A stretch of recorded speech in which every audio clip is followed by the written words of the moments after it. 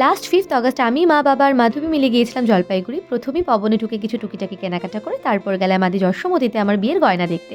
আমি না এইসব কতটুকু শোনাই কি গয়না হয়, কোনটা কেমন দামে, জিএসটি, মেকিং চার্জ এসব কিছুই খুব একটা বুঝি না। ইনফ্যাক্ট কোনটা সীতাহার, লহরী, কি চূড় কোনটা কোনো কিছুর ব্যাপারে কোনো আইডিয়াই ছিল না। তাও লাস্ট কিছুদিন এসব নিয়ে গুগল করায়, তারপর বৌদি, মমতা ওদের থেকে শুনে শুনে একটু একটু যে শিখেছি, তবে পটু একদমই নই।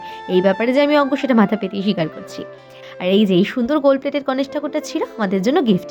ইনস্টাগ্রাম ঘাটার সময় যশোমতীর কালেকশন আমার নজর কাড়ে।